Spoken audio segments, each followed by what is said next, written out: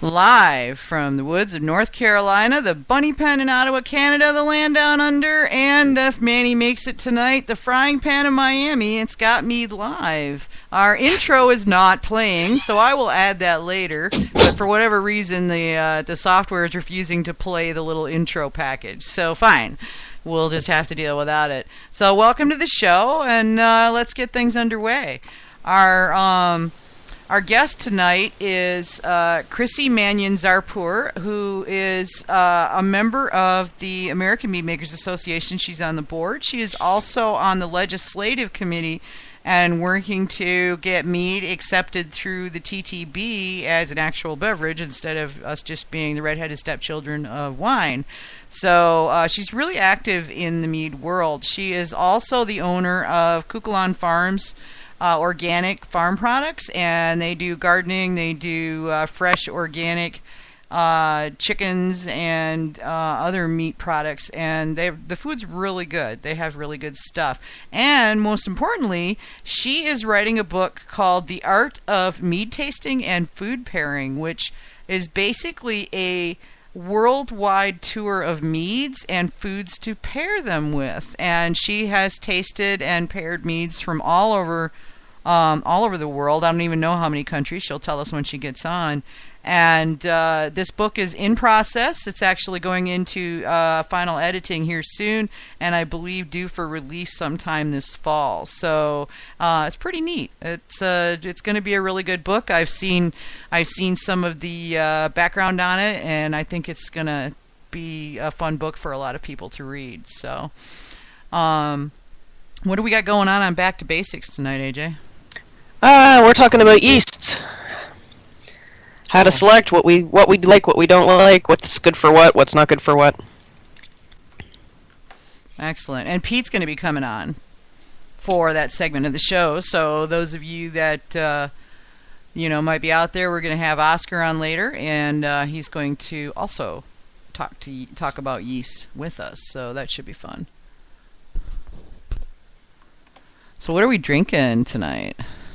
Well, tonight I have got a mystery sizer from a bottle trade at a pagan festival a couple years ago, and turns out all it has is a label said sizer, and turns out it's a bit of a spiced sizer. I'm not sure exactly what's in there. I'm pretty sure there's some clove, and it's not too bad. I probably should have drank it a little bit sooner. It's starting to be a little bit oxidized, but fortunately I kind of like that flavor anyways, so I'm happy with it. Yeah, I actually like a little oxidation in my sizers. Mm-hmm. Yeah, I mean, at least in the ones that I've made, I've found that it makes them more interesting, at least for me.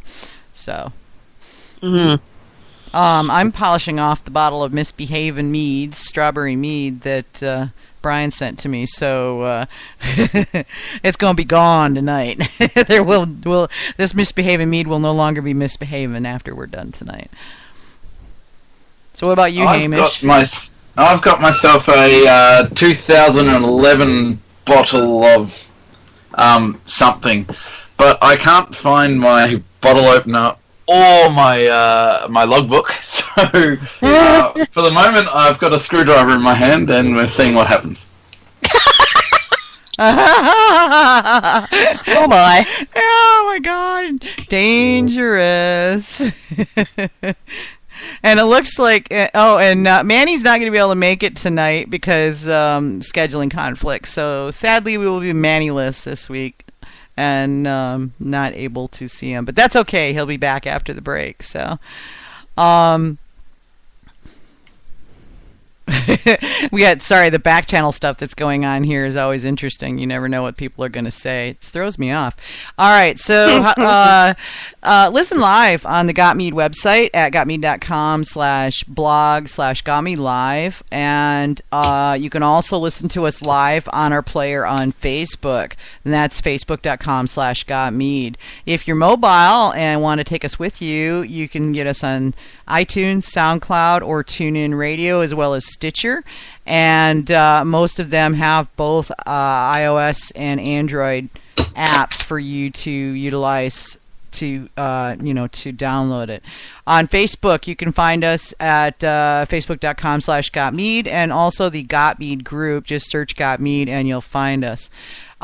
Twitter, we are at Got Mead Now, and if you can't call us, feel free to tweet us. I'm watching the tweet feeds, and we can definitely get your questions in.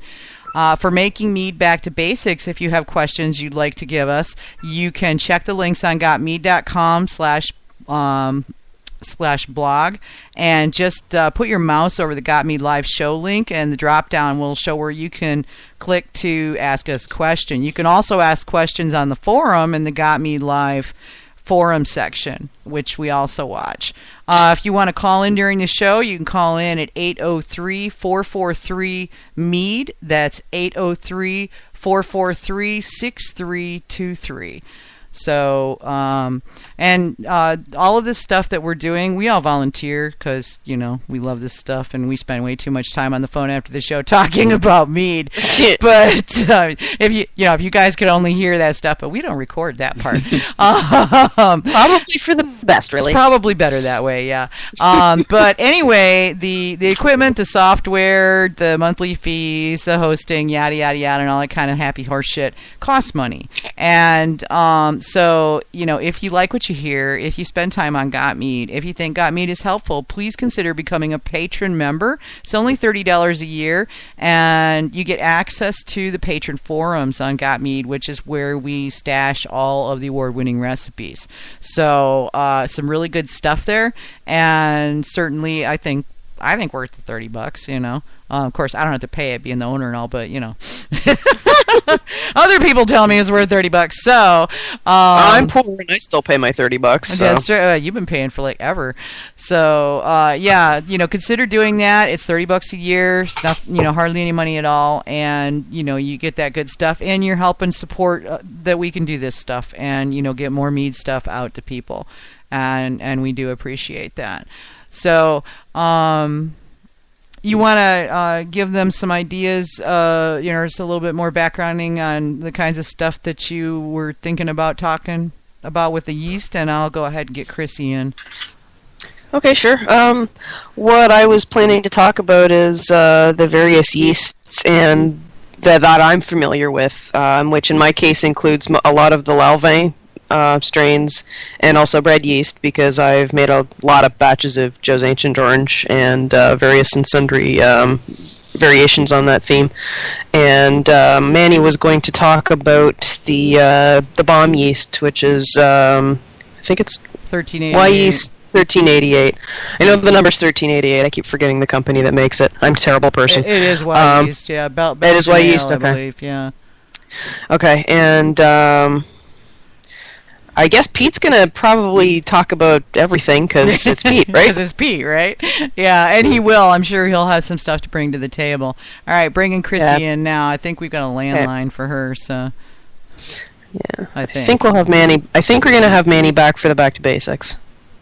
Oh, okay, cool. So it's... Hello? Hi, Chrissie? Hi, Vicki. Hey, how you doing? Welcome to Got Mead Live. Well, thank you. I'm delighted to be here. We're delighted to have you. I was telling everybody about your book, so we're kind of excited to have you on the show to talk about, what this is all about. What's the book about? Where'd you get the ideas, and everything? Or as the question for the authors always is, where do you get your ideas? Wow, I've been drinking mead and eating for a number of years, and I often do both at the same time, so it was a pretty easy idea to come up with, actually. But I really got serious about it when we started carrying other brands of mead in our tasting room, and I had a large number of different meads open every single day. And since my tasting room and my house are actually adjoined to each other, it was that sounds not dangerous. A very big... it was in a really lovely way. So, one of the joys of working at home anyway is you get to have a glass of wine with lunch. But when there are 30 open bottles of mead right on the other side of the door, I very quickly stopped having a glass of wine with lunch and started having 5 different samples of mead with lunch every day instead. And from there, you didn't have to think very hard to come up with the idea for a book on mead tasting and pairing. Absolutely, makes sense. Yeah, tell Chrissie. I've been to your place, but tell everybody here and out there in Radioland, what you had going on with the World O' Mead. Sure, and we sure had a good time the day you were out here to do a guest pouring. It was fun. I wish I could have stayed longer. It was fun. So for a time, we had about 120 different mead products for sale. Now, I don't make that many meads. These were not all my own meads. And, of course, in our post-prohibition alcohol law world in the U.S., every state has different laws. So I can't say whether this would be possible in any other state. But in Oregon, your winery license clearly says right on it that, among other things, including the right to make wine, you also have the right to buy and sell other wines and beers. And the day I sort of noticed that on my license, I called up my alcohol agent and said, am I reading this right? Can I essentially open a bottle shop in my tasting room with the license I already have? And he said, yeah. I'm like, wait, really? Like, I can sell other people's meads? Like, even braggots? Cool. And he's like, well, yeah. And I'm like, do I need to tell you I'm going to do that? And he said, no, you already have the license. Sweet. To give you guys... So it was like, wow. To give you guys a visual, okay, I was staying at my daughter's year and a half ago-ish, and I, got a hold of Chrissie, told her I'd be in Washington. Chrissie's down in Oregon, so we agreed that I was going to come down there. It's only about a 3-hour drive, and spend some time just pouring at the place for her, and I wanted to see it anyway. It was a perfect excuse to go down there. And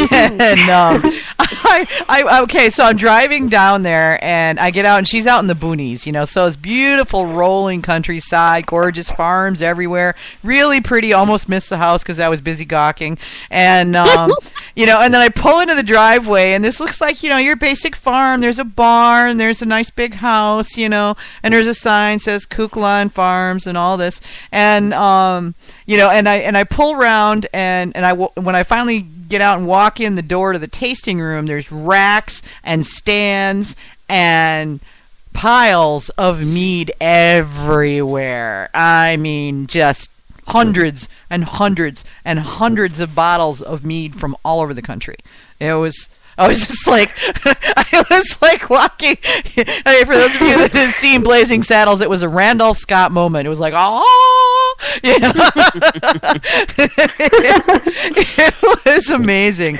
And one of the cool things that I realized actually is the bar is really low to have the largest commercial collection of mead in the country, I think. And I mean, like, I'm talking about a collection for sale. I don't know what people have in their private cellars, but I suspect it's a smaller collection than that. But really, for like $10,000 in inventory, you too can have the largest commercial collection of meads available for sale. It's not a very high bar at this point. Yeah. Well, did you?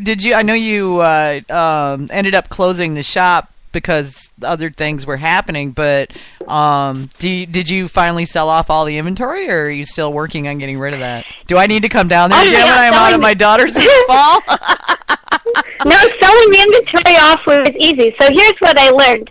I loved owning a bottle shop of mead. I mean, I was like my own best customer, like I was telling you, coming over for lunch every day, right?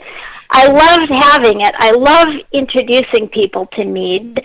I loved the opportunities for pairing and for dazzling people that it provided, but I discovered that I really didn't like working in the tasting room day after day after day and just essentially being nailed to the tasting counter.